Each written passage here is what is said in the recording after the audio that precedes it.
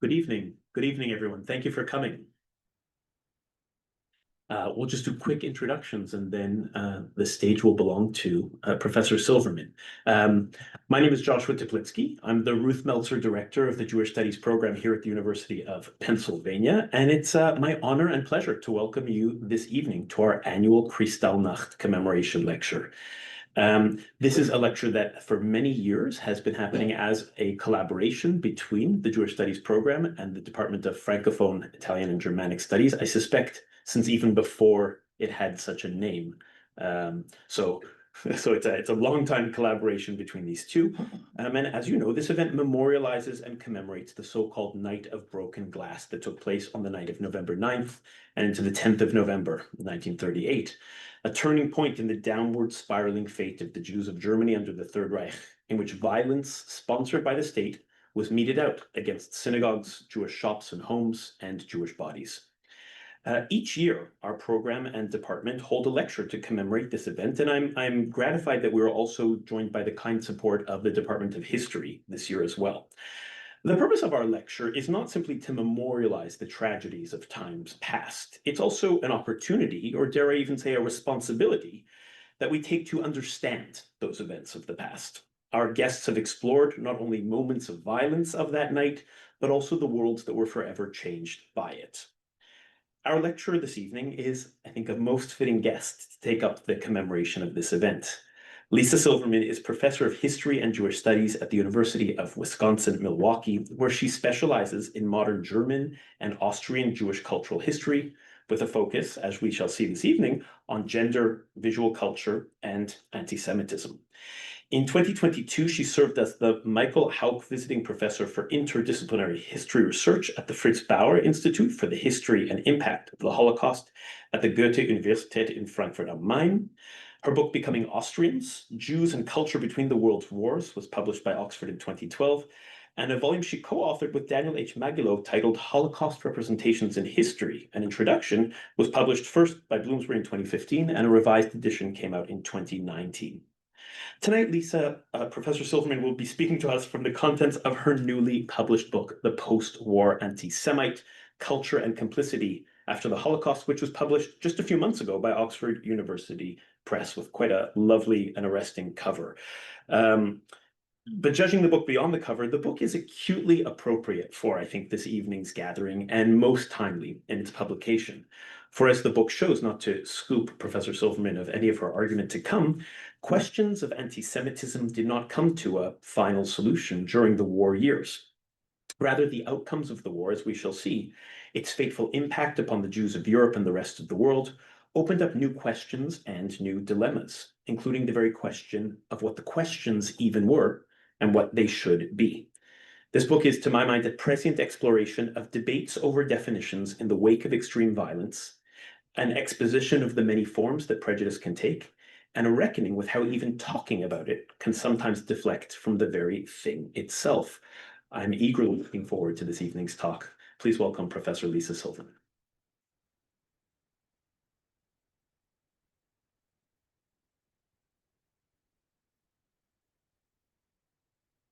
Thank you so much, Joshua, for that kind introduction. I'd like to thank you for inviting me here and also thank Chrissy Walsh for helping facilitate the visit. It's especially meaningful for me to be here tonight for this Kristallnacht commemoration lecture, as it marks the first formal presentation of my book.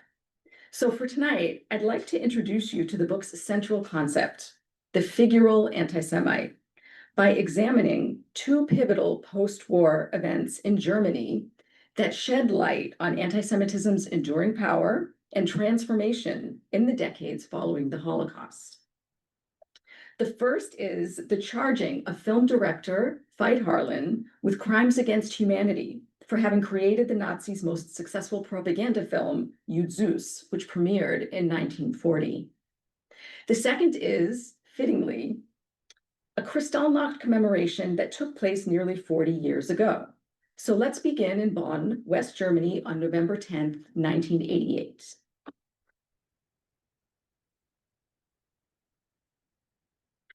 On that evening, the Bundestag held its first official Kristallnacht commemoration, marking the 50th anniversary of the vandalism, murders, and mass arrests that took place surrounding November 10th, 1938, which historians typically now refer to as the November pogrom.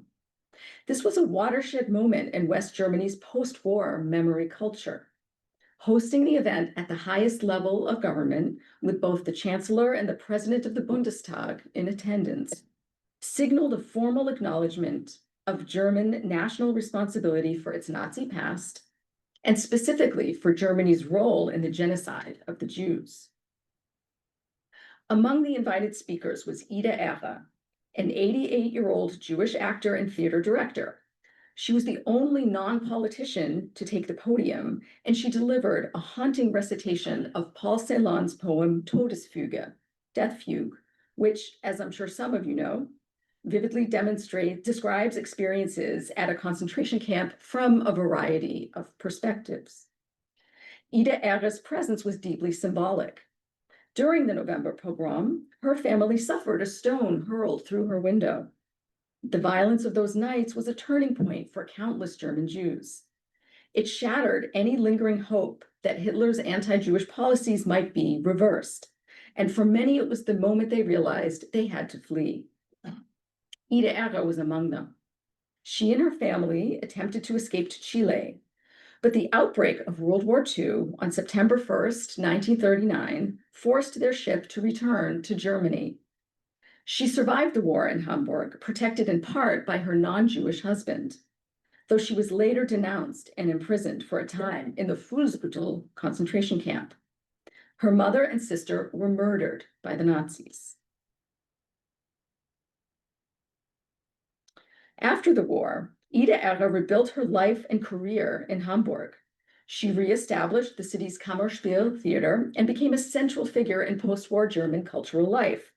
Her return to the stage and screen was not just a personal triumph, it was a powerful act of resilience. Among her post-war roles was a part in the 1947 film In jenen Tagen, In Those Days, where she portrayed a Jewish woman married to a non-Jewish man. In a haunting parallel to her own life, the couple in the film also suffer a stone thrown through the window during the November pogrom. The next morning, they take their own lives. But unlike her character in their film, Ida Erre survived and chose to remain in Germany, continuing to live and work in the very country that had once sought to destroy her. Her personal history made her an especially poignant choice to speak at the 1988 Bundestag commemoration. Her presence embodied both the trauma of the past, as well as the enduring strength of Jews who lived through it and remained in Germany after the war. The event was intended to mark a turning point in Germany's reckoning with its Holocaust legacy, and Erre's voice, steeped in lived experience, gave it a great deal of moral weight. But the evening did not unfold as planned.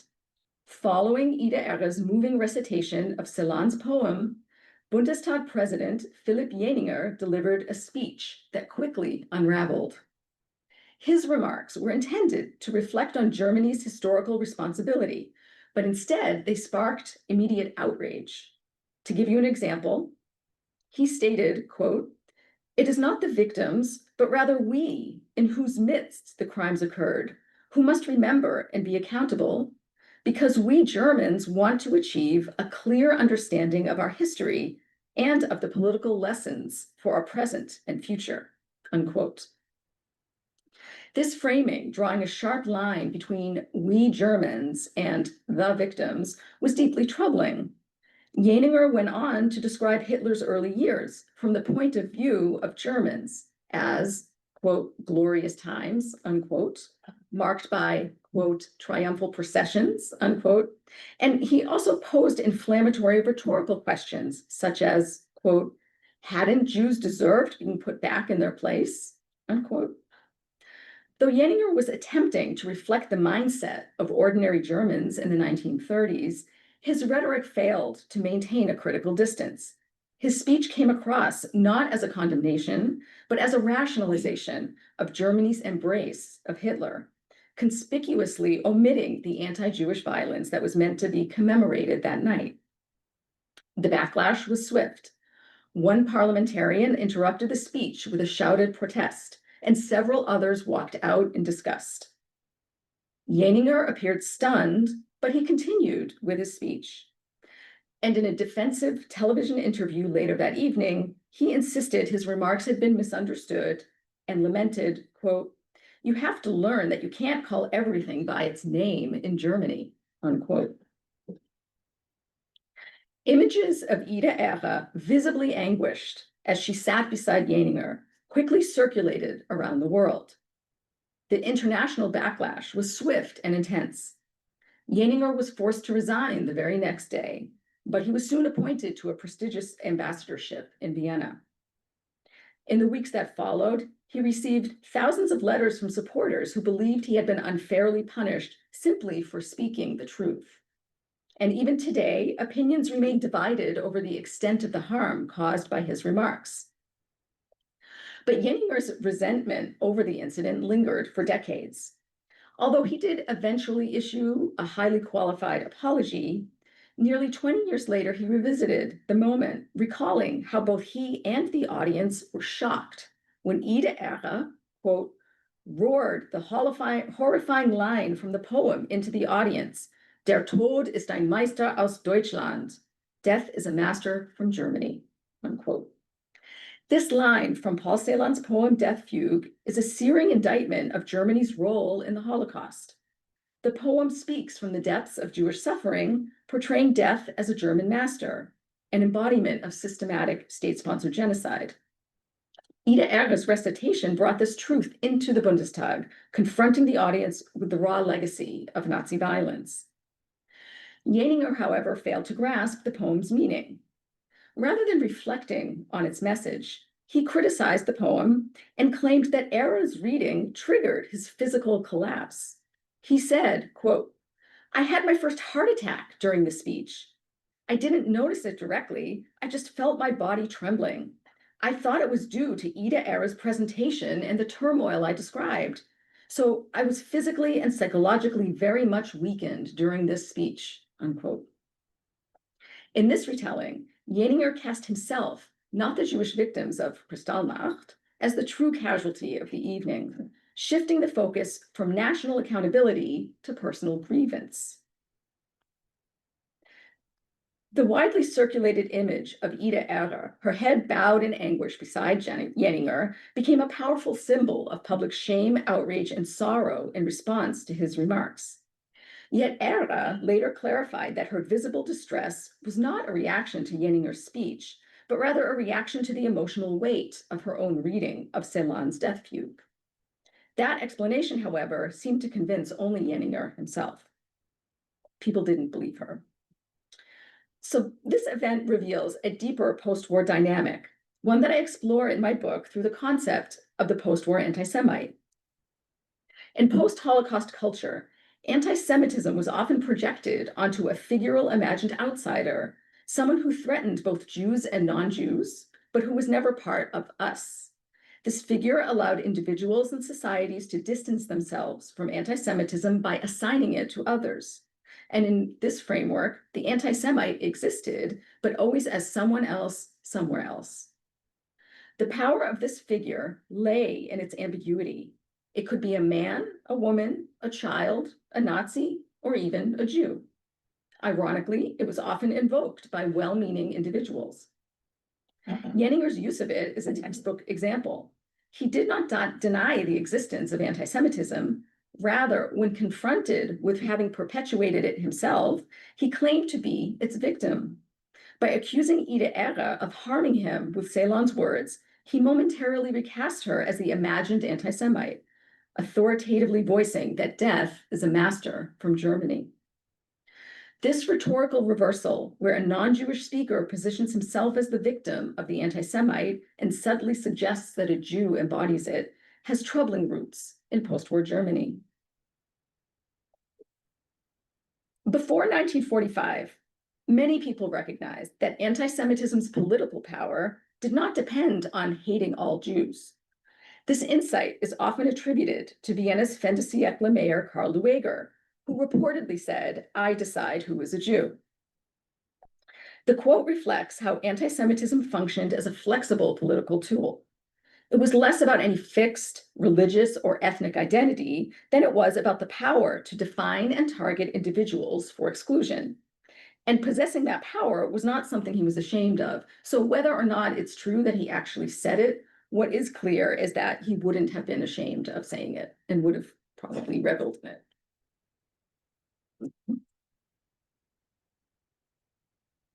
After the Holocaust, public association with anti-Semitism became socially and professionally unacceptable. The moral economy shifted.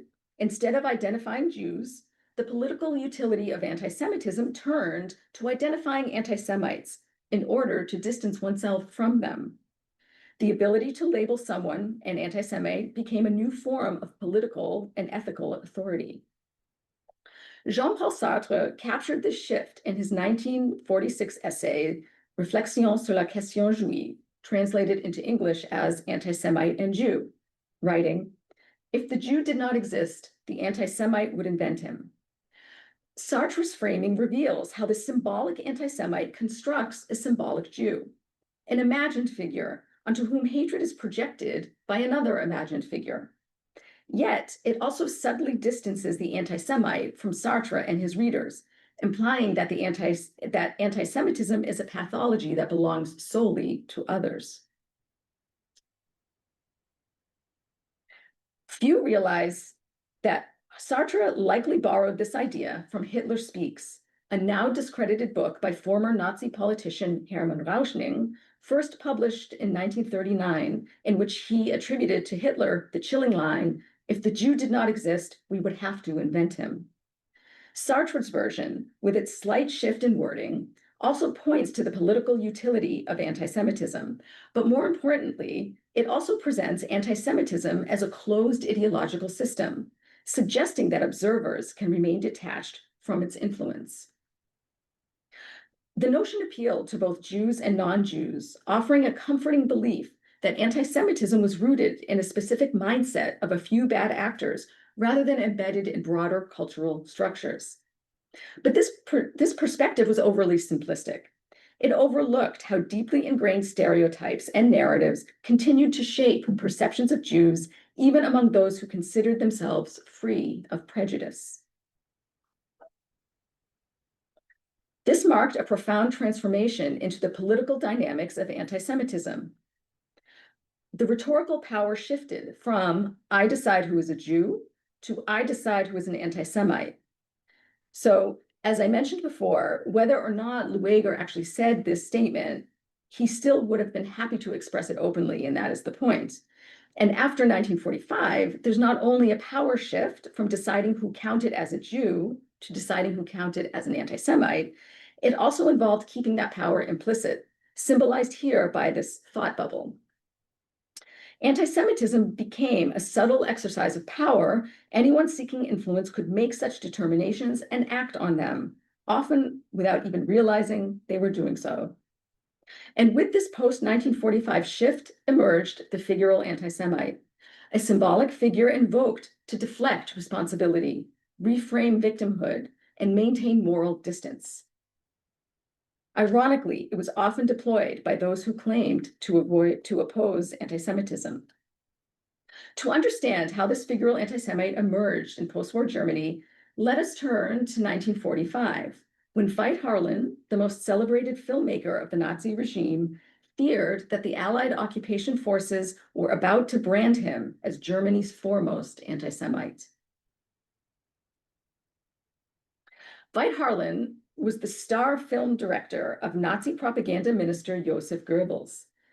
In this image, we see Veit Harlan on the right, happily offering the Hitler salute to his boss, Nazi propaganda minister Joseph Goebbels, on the left, who is honoring Harlan for his 1942 film, Der große König, The Great King, which was about the life of 18th century Prussian King Frederick the Great.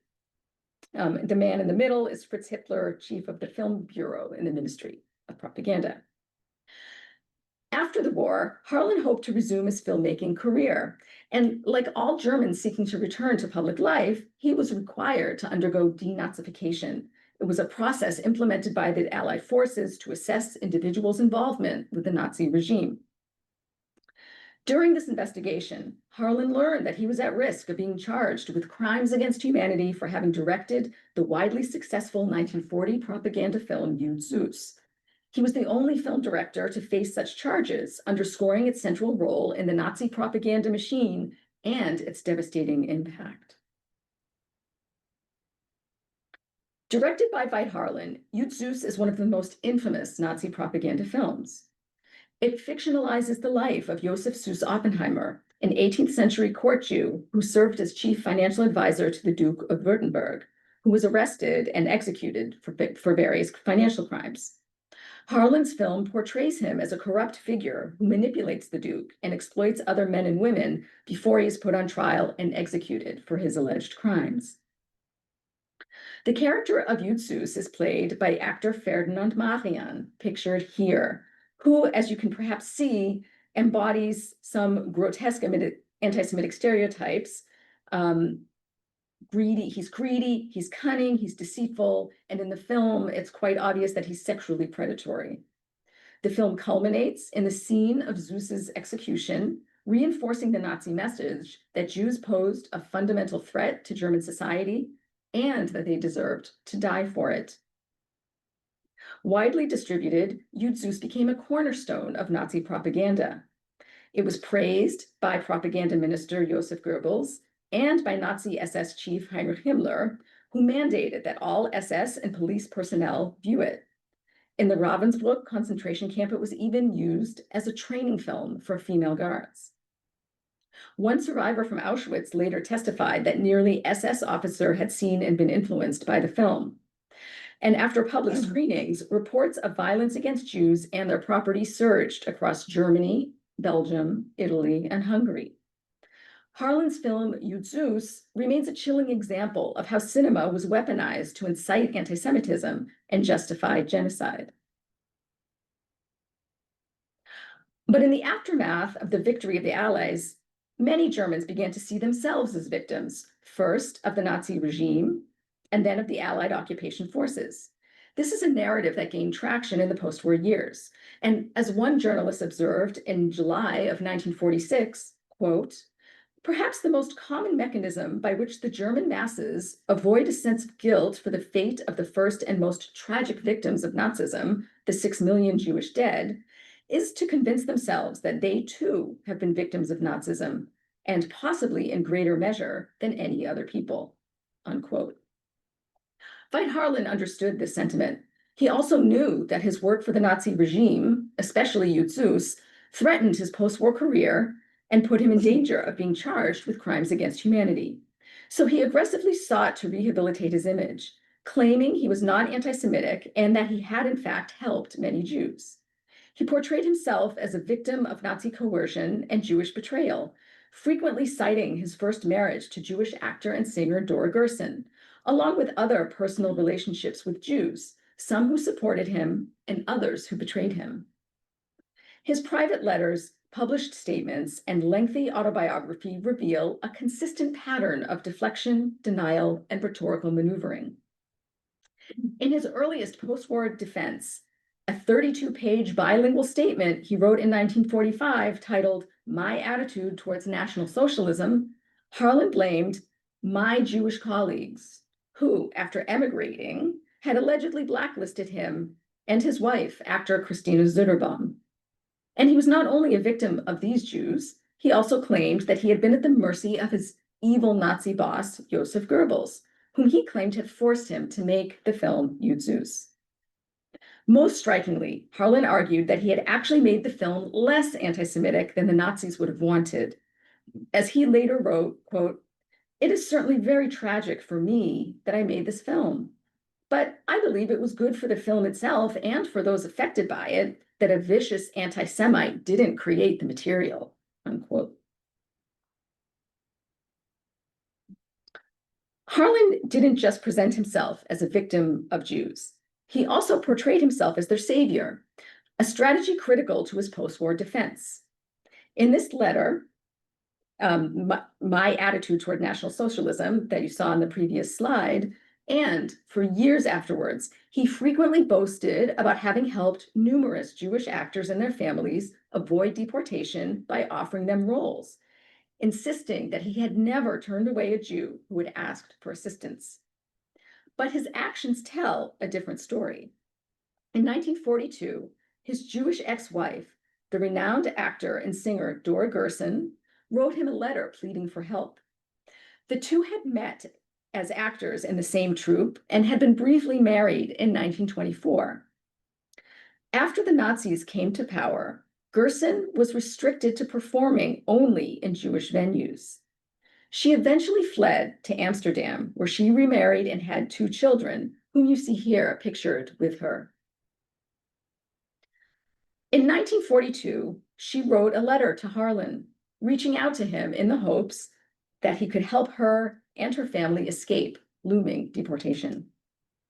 There is evidence I have found that Harlan indeed received her letter, but he ignored it. Gerson and her family were later deported and murdered in Auschwitz in 1943. Tellingly, Harlan does mention her, but not her fate, in his 500-page autobiography, which he completed shortly before his death in 1964. Instead, he cast himself as the victim of their relationship, blaming her Orthodox Jewish family for pressuring her to leave him because he was not a Jew, and calling their separation the true tragedy. But that did not stop him from also consistently citing his marriage to a Jewish woman as proof that he was not an anti-Semite, right? So you see, he's already playing both sides in here. By 1947, Veit Harlan was so determined to portray himself as a victim, particularly of Jews, that he made a highly unusual public appeal. He requested to testify before a Jüdisches Ehrengericht, a Jewish honor court, to prove that his film Jud Süss was not anti-Semitic and that he was not an anti-Semite. These honor courts, though lacking legal authority, were established by Jewish communities to morally judge fellow Jews who were accused of collaborating with the Nazis. Punishments ranged from exclusion from Jewish leadership roles to excommunication from the Jewish community. Harlan's request was unsurprisingly denied, and I have asked historians who have looked at Jewish honor courts, and they have never found a case of a non-Jew asking to appear before one. But even though he didn't appear before it, the appeal was widely publicized in newspapers, as you see in the examples here.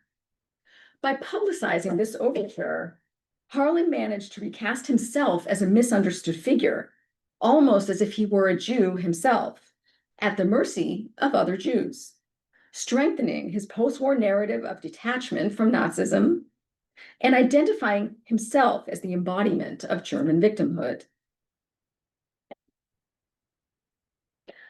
In 1948, Veit Harlan was charged with committing a crime against humanity for directing and co-writing Jud Süss.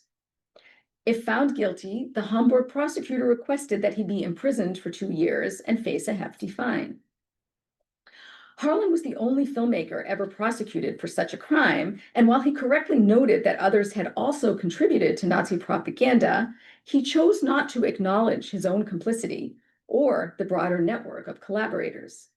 Instead, he centered his defense in court on a personal claim. He was not an anti-Semite. In a letter to the prosecutor, Harlan wrote, quote, "It is not anti-Semitism that is on trial here, but only me, for whom to be identified with anti-Semitism is a tragic mistake," unquote.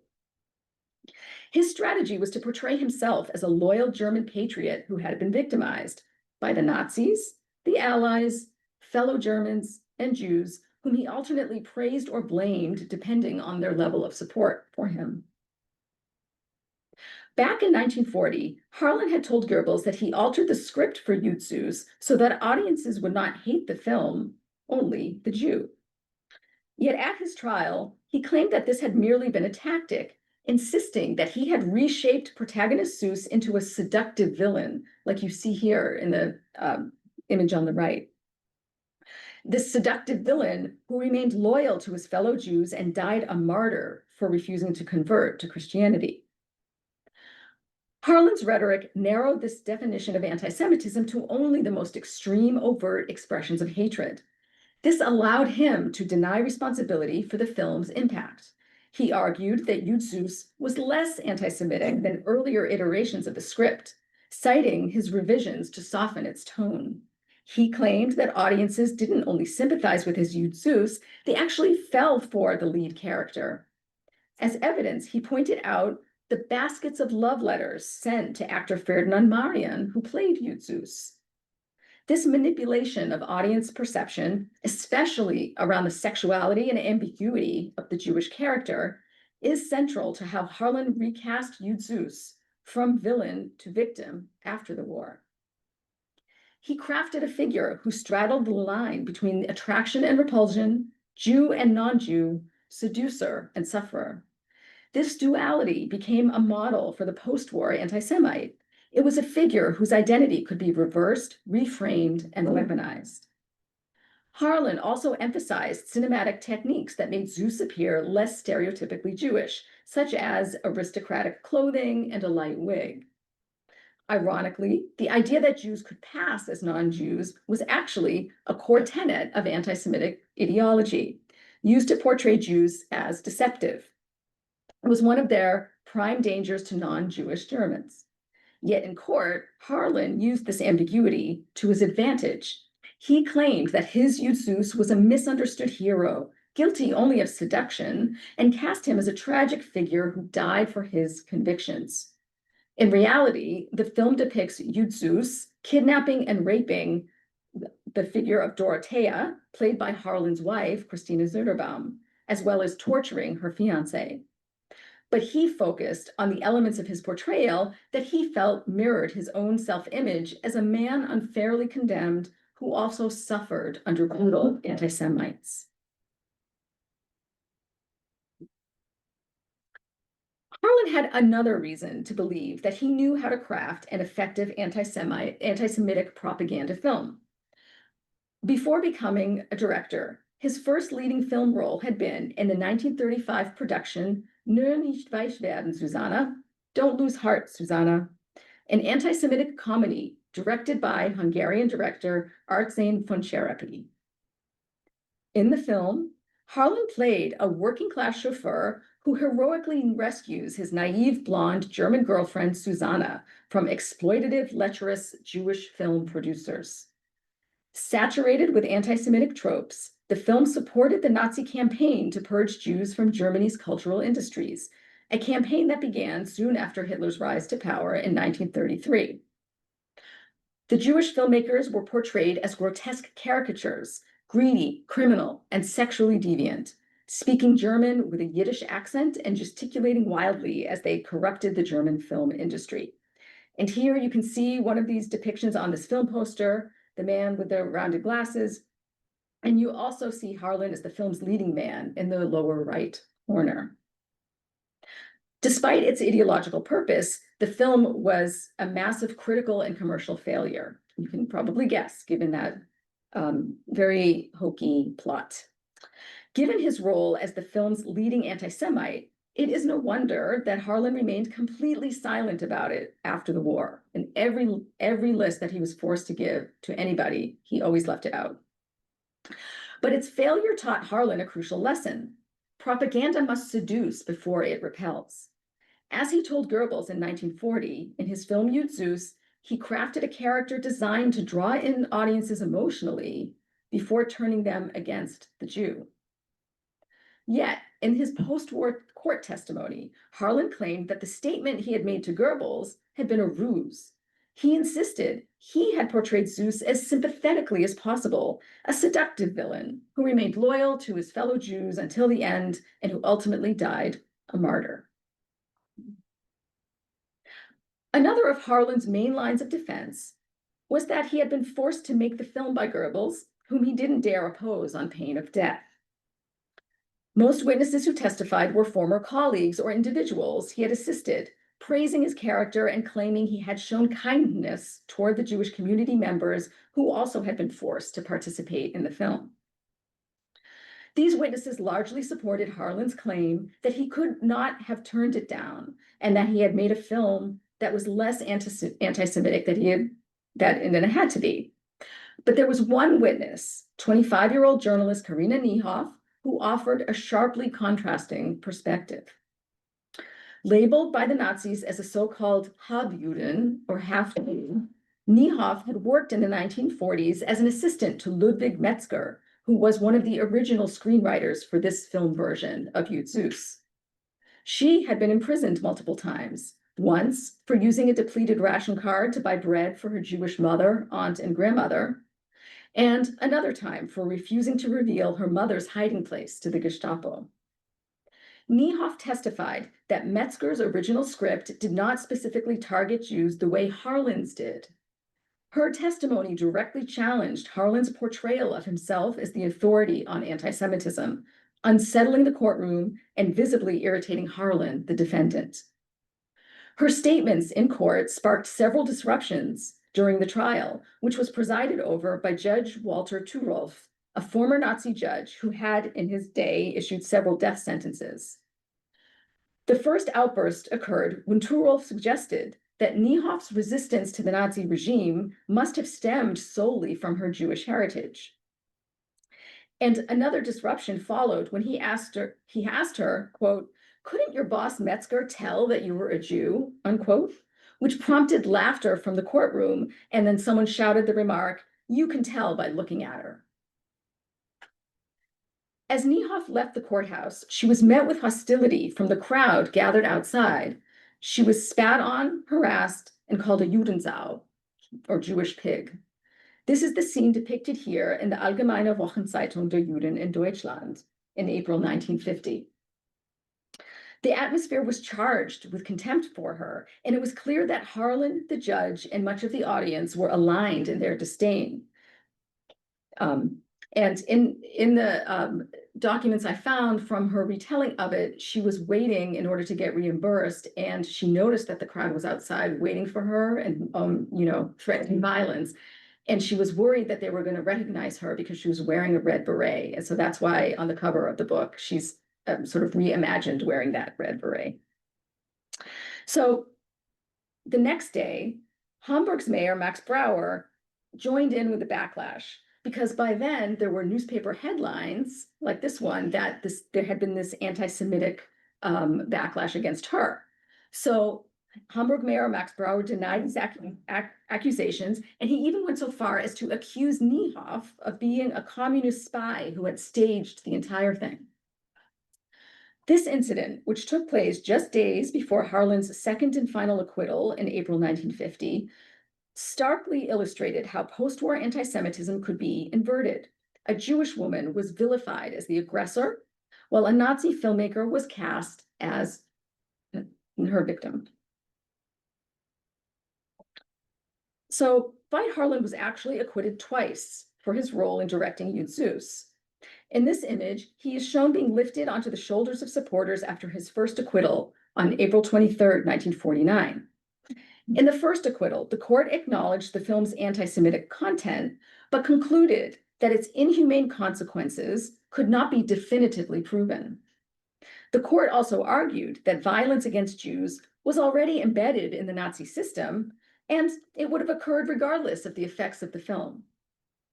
As a result, despite witness testimony to the contrary, they proclaimed that there had been no direct causal link between Jud Süss and any anti-Semitic violence that followed. Now, interestingly, that first judgment also included a section titled, "Was Harlan an Anti-Semite?" in which the court determined that there was no evidence of his having a, quote, basic anti-Semitic attitude, unquote. They cited his employment of and assistance to Jews during the Nazi era as proof, concluding, quote, "That is not the image of an anti-Semite," unquote. So effectively adopting Harlan's own definition. However, the higher court in the British zone of occupation disagreed. After the state appealed, a retrial began on March 30th, 1950. And just a month later, on April 29th, Harlan was acquitted for a second time. This time, the court ruled that he could not be held legally responsible for the film, and the prosecution declined to appeal further. Harlan had successfully convinced the court and much of the public that he was a patriotic German who had been coerced by Goebbels into making the film, and that refusing it would have endangered his life. Now, the title that Harlan chose for his 500-page autobiography, which he completed around 1960, strongly suggests that he had admiration for, rather than fear of, his former Nazi superior. As you can see from its title, the work was essentially an homage to Joseph Goebbels. Wie es war, Erlebnisse eines Filmregisseurs unter seinen allerhöchsten Chef, dem Schirmherrn des deutschen Films, Dr. Joseph Goebbels. How it was, a film director's experiences under his very highest boss, the guardian of German films, Dr. Joseph Goebbels.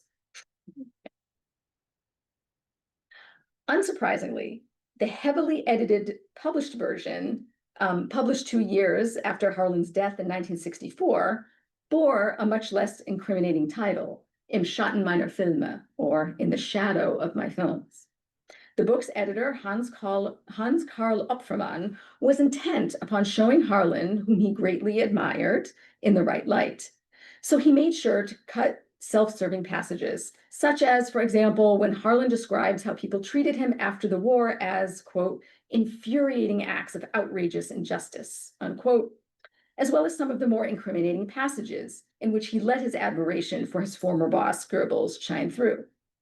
So, for example, this line is in the original, but was cut for the published version. Quote, to be sure, scores of people suffered greatly under him, but nobody has ever disrespected the speed and precision of his thinking, his ability to verbally formulate the most difficult thoughts in a way that even simple people could understand, and the power of suggestion that he undoubtedly possessed, unquote. The specificity of the praise reveals how close Harlan felt to Goebbels and how carefully he observed him.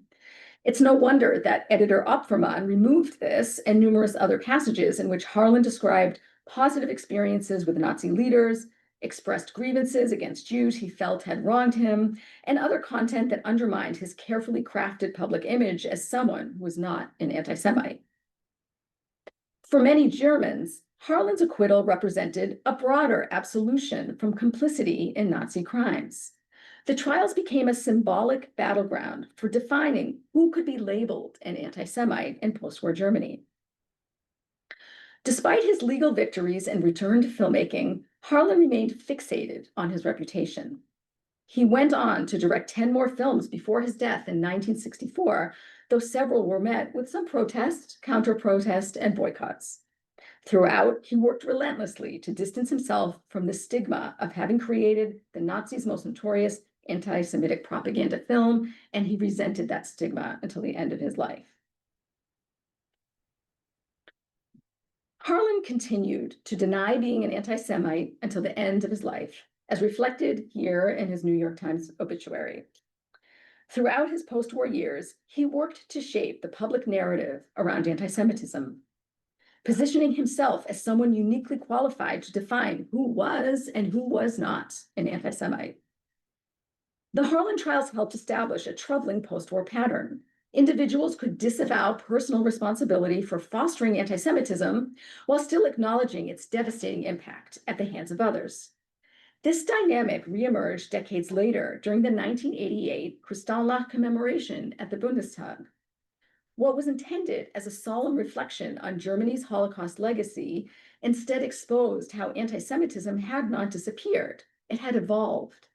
It became more subtle, easier to deflect, and more insidious in its reversals.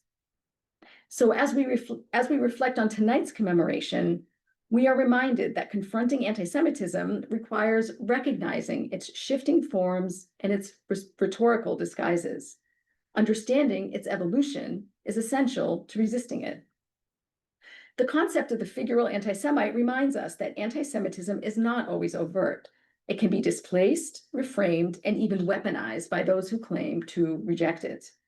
Recognizing these patterns is essential, not only for understanding how it functioned in history, but also for resisting anti-Semitism today. Thank you very much for joining this evening, and I welcome your thoughts and questions.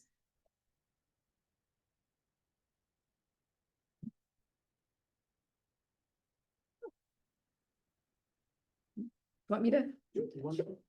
Hey, Josh. So first of all, that was phenomenal. Thank you.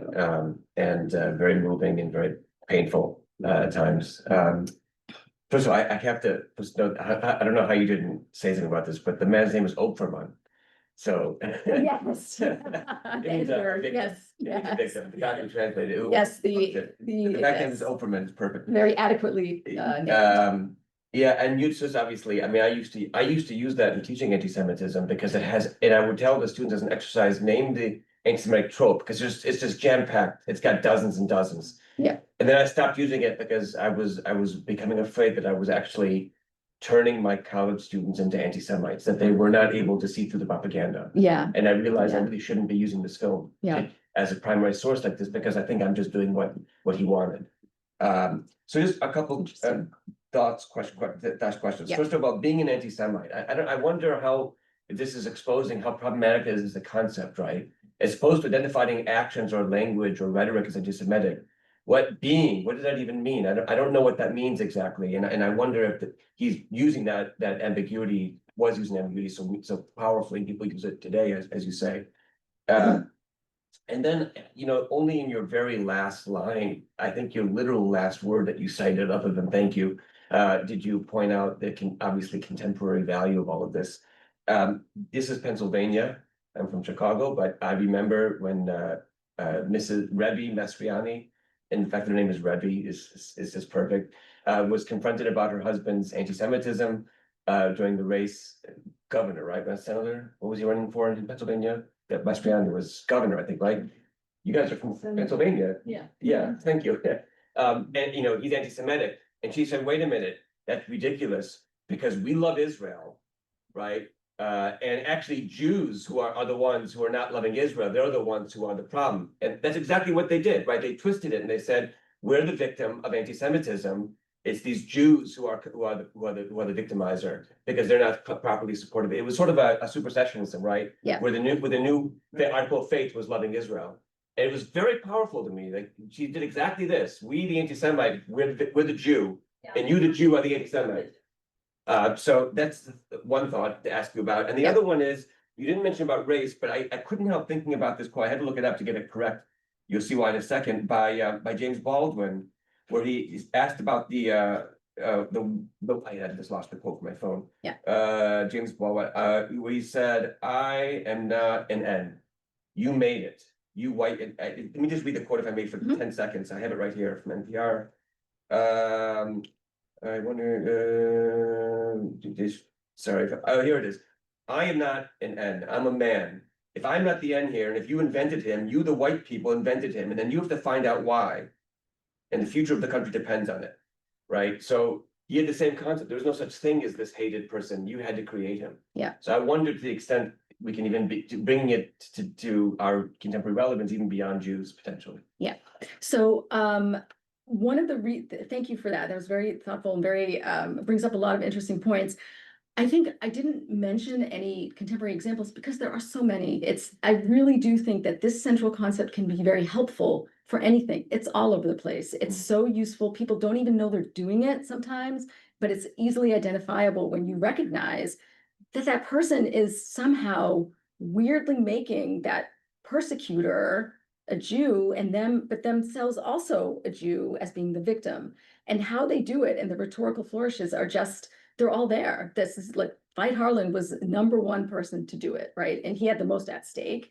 And by the way, I think in a way, he very much was a scapegoat for all of these other creators who were successful under the Nazis, right? But the point is not that he shouldn't be held to account for it. It's just that pool of people held to account should become wider. But you mentioned, like what's the utility? I mean, I think on one hand, labeling someone an anti-Semite is completely useless. It doesn't have meaning unless you can convince somebody that what your label is the correct one. And then you have a lot of power, a lot of moral power, a lot of ethical power. And so that's why it's important. And I'll just say one more thing about that. You know, part of the reason too, I don't want to get into any one particular example of today when you can apply it, is that even people who study anti-Semitism, whose main goal is like at an institute for studying anti-Semitism, sometimes end up accusing each other of being anti-Semites when they don't agree. Oh, you said this and that's anti-Semitic. Like, instead of understanding that belongs to the logic of post-war anti-Semitism, is to be able to get other people behind you and your definition of it, right? So that's another reason why I didn't want to. Anti-Semitism of anti-Semitism. Yes, in a way, which also makes sure that anti-Semitism remains. Thank you. Lilian. Thank you so much for the wonderful talk. There's an irony to it that I just wanted to add, which you probably know, that his daughter married an Israeli. Mhm. And the granddaughter works for the Jewish Museum in Berlin, Jessica, for many, many years. And the Harlan story is being worked on in the Jewish Museum now. So that kind of twist, what's the place for that, is also quite interesting. I think so, definitely. I had heard from Raphael Gross that they're going to do a big exhibit at the Deutsches Historisches Museum and maybe even the Jewish Museum, I guess, on Harlan and the issue of his family. What? Not at the DHM. He said that they're looking at it. Oh, really? Okay. Maybe he meant the Jewish Museum. Thank you for that clarification. So I mean, that's the odd thing, that the papers and whatever is partially because of the granddaughter who is Jewish and at the Jewish Museum. Yeah, Placed there. that's great. So that's the irony. Yes, and if any of you have seen, there's a documentary out called "In the Shadow of Jud Süss," in which covers the relatives, you know, the kids, the grandkids, what happened to them, how all of them grappled with the legacy of their father, in particular Thomas Harlan, who became a filmmaker and who first, after the end of the war, was very supportive of his father, but then eventually turned into being one of his, one of the most critical voices against him, even going to Poland to do research on the Holocaust and doing quite a number of films where he explored that, in a very troubled way, though.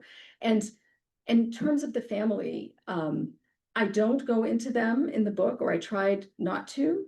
For one thing, because I think even though Thomas is a fascinating figure, as are all of them, the way that people have to grapple with their own relatives in terms of Nazi culpability is very complicated. And I remember hearing Simon Wiesenthal in an interview that he did in quite a while ago. Someone had asked him, what do you do when the children of former Nazis, want information from you? And he said, I can't go into it with them. It's too much, it's too close to them as family members. They're not the people that I'm looking to hold accountable right now. And I think I think it's wonderful if his family wants to explore this, but I also think it's to be approached with a lot of sensitivity. So, but thank you for that contribution. Yes. Thank you so much for your talk. I want to take this in a slightly different direction, but it's connected. I'm hopeful that there will be a connection. I think that what we saw in your talk is that there is this tension about the anti-Semite in post-war Germany, but there is certainly not the same tension around the homophobe in post-war Germany. And these two stories intersect. And Veit Harlan is the person in which these two stories intersect as well. And that in 1957, he goes on, makes this film, Als du und ich, one of the most homophobic films of the period.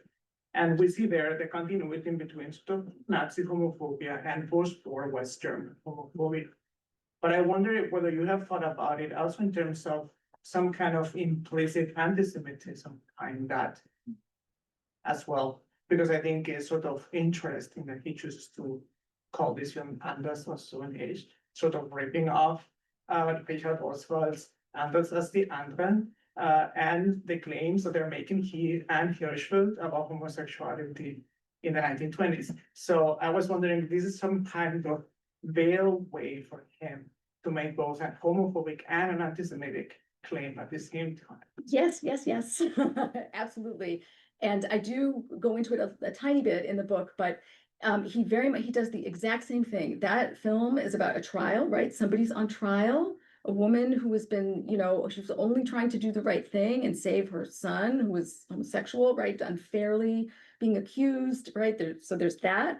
It goes through, he ends up, when he is accused of having of being a homophobe for making the film, he uses the exact same tactics that he does to defend himself for having made Jud Süss, right? No, I made it understandable that that a gay man is the way he is. And really, if you watch this film, it's ridiculous, like with the way that homosexuals are portrayed. And even it starts, I think, with this very homophobic doctor starting off with this scientific discussion. And it's really terrible. So yes, I would say he's using all of those lessons learned about how he wants to portray the Jew and not be held accountable for it in the almost the exact same way in Anders als du und ich.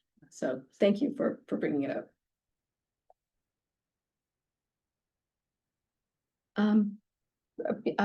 Yes. Bruce? Yeah, thank you Yeah. so much. I'm curious if you could, and this has already come up in a couple of questions, but reflect a little more on this question of definition, because this is so fundamental to all of this, right? That there's an inability to define exactly what anti-Semitism is, which means it's flexible, it's malleable, it can be pinned on whoever it needs to be pinned on. To what extent, how should we then interpret, not to get sort of too contemporary, but things like IRA, where we have these models to create a definition of anti-Semitism? To what extent do those sorts of paradigms help or exacerbate the problem of what anti-Semitism is? And if definition is not if definition is not the way to go, if that's only opening up more possibilities of this being used and weaponized, then what's the solution, and what ought we to do with thinking through what we mean by anti-Semitism? Thank you. Thanks so much for that. Yes, I mean, right, this is like the question of Right. anti-Semitism, right? What's the definition? So in my opinion, I think that, so far efforts have been made, like the trouble is that this definition is too broad, it encapsulates, it's too easily manipulated. And so the answer has been, we need another definition where we narrow this, and then another one. No, that's not good. We need another one where we narrow it. And I think what that misses is the idea that anti-Semitism in these cases that are not clear cut, and when we're not talking about a swastika written on a wall, right? It's less clear cut. And you need people who in good faith want to understand what is going on, that take the time to contextualize what's been happening. Where has this event occurred? Who is involved in it? What were intentions? What were non-intentions? How it's a process. It might be timely, it might be messy, it might take a while, but if you don't have good faith actors who want to do that, you're going to be lost with any definition, I think, because I think it's just too easy to manipulate definitions when you're just, it's not a litmus test. You can't just put that definition in and come out with the answer, as much as I know administrators really want one, but I don't think you can have one. So that's my thought. Yes, just. Yeah, thank you for bringing up the Todesfuge. I think it's a really fascinating phenomenon that this poem, on the one hand, was already being taught in schools for decades. In fact, I'd already had it in school by the time this commemoration happened. And at the same time, it sparks outrage. And it's not as if Ida Gerwe had some manuscript here that was unexpected. And yet, the Todesmeister aus Deutschland then really kind of strikes a nerve. And I have to tell you, even as recently as the summer at a conference in Austria, there was somebody who had to grumble over this, and start talking, you just kind of dismiss it. And Really? Yes. Wow. But I just think it's kind of fascinating because on the one hand, there is this desire to assign this, to read it. And then at the same time, it does seem to really upset us. So. Yeah, I agree. I mean, it is very, and that's for, why they wanted her to be able to read it. But I just think it's just fascinating that decades later, Geininger remembers that it's that one line, and that that he had a heart attack. I mean, you can go online, you see pictures of him at the event, that he was not having a heart attack, like, come on. But even if he was, that's also equally ridiculous, so either way. But I agree, it's just like in that moment when she says, Der Tod ist ein Meister, like, is she ventriloquizing? Is she being the Nazi in that moment? She's being the Jew as Nazi in that moment. Like it's this perfect rendition of the Jew as the Nazi, this reversal. I think that Josh mentioned earlier, like this having the Jew be your oppressor while you get to play the Jew in that one moment. She also has a very, very strong voice that plays part of it. She's not a soft-spoken actress. Yes. And she is rolling her R's. So if, this is like the Brecht theater. So if she's doing it. Yeah. Yes, Beth. Hi, thank you. This was really interesting. And I'm fascinated by the way you really pinpointed this cultural phenomenon. I want to ask you something, and I know it's not what your book is about, so you can just tell me that. But it strikes me that there's this is more than culture alone, right? You've got the courts here, and you've got political processes, and I wonder if you could just say something about how you think this cultural phenomenon is then translated into these different arenas of often the state and the legal. Yeah, courts is one, the justice system is one very important arena where these stereotypes play out. And it's one reason why I do look at trials alongside of plays and films and these things, because, when prosecutors and defense lawyers have to craft their narratives, they don't know who's on the jury, right? Like they have to play to what a jury in general is going to believe about the defendant, about, based on where they are. And in a way, I feel like that courtroom is the most important place where that story and that narrative is constructed. And we see it all the time with prejudices, with misogyny and racism and anti-Semitism, and how these play out in the courtroom, where the end result is not just a nasty play or a film, it's imprisoning somebody, maybe even wrongly, right? Because of that. Or sometimes they're used to imprison someone when the prosecutor knows they're guilty and they just want to add a little extra to get it in there, right? Maybe that's a different kind of injustice done there. So I would say, and then not to mention, of course, politicians use it as well. They need it for their narratives in order to get elected, right? Making sure you say not too much about this, or your audience is more amenable to that. And it has real consequences in political life for sure. I chose to work on culture because I feel like that's, it's not as easy to go and understand exactly how people responded when they saw that film or when they left. But in a way, I like that more, because I think using your imagination about how it hit, supported by a little bit of evidence, can go a long way to understanding the effects. So.